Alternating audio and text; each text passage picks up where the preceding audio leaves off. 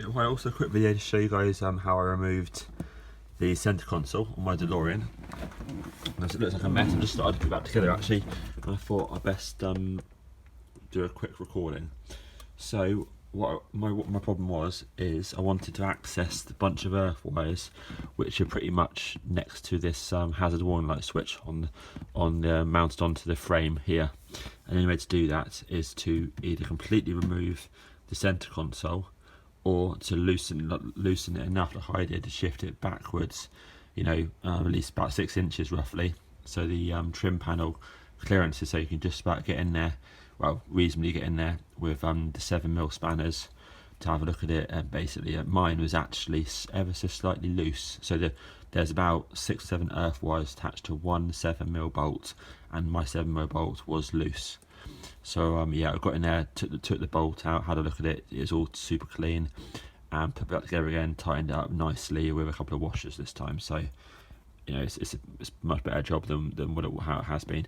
So yeah, to get this thing out, to get it out properly, and the whole thing removed, you have to be able to do this. Now I couldn't remove this because I put this on with a lot of Loctite, because when I was parking it in the sun, a little bit of Loctite was getting loose, and then this was obviously coming off, and I was driving along, so I put a lot more on it, and now I can't get the thing off. I tried heat, can't get it off, but I didn't want to damage it just because of the sake of some earth wires, so I just sort of left it as it was. So yeah, you obviously need to remove the switch here, the 2 screws here, probably your gator, and obviously the gear number if you can. That makes it much easier. And then you need to undo all your switches.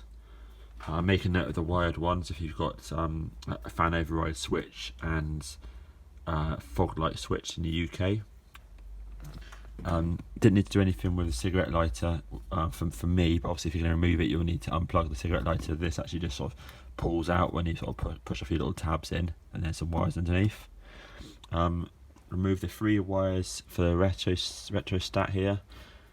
Obviously make a note of which ones go where, because there's 2 colours very similar, and the colour on the right hand side had a bit of grey tape around it from factory. And then remove the coin tray. The ashtray just gently sort of levers out, and then underneath here you'll have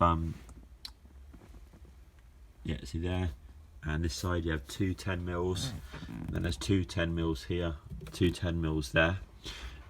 They're also, now it wasn't on mine, there's potentially going to be between 1 and 2 screws at the back here. So when you look under the dashboard, there's actually there should be a screw and a little metal sort of thing that you can sort of put the screw into, basically. I'm not sure what it's called, but mine wasn't in there, so I'm actually going to put the screw back in now. Now I know what that's for.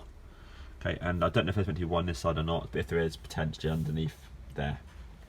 And also I couldn't take out my console because of this. And I've sorted my issue out anyway, so that's fine.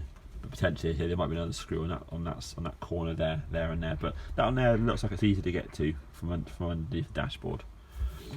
Yeah, and then really, then you just for me, I then just pulled both my seats forward slightly, just sort of clearance this part here, and then just lifted it up, and then for me I just pushed it back 6 inches.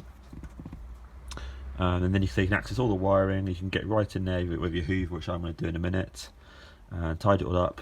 So the earth wires are there. So it literally is a clump of like 7 or 8 earth wires.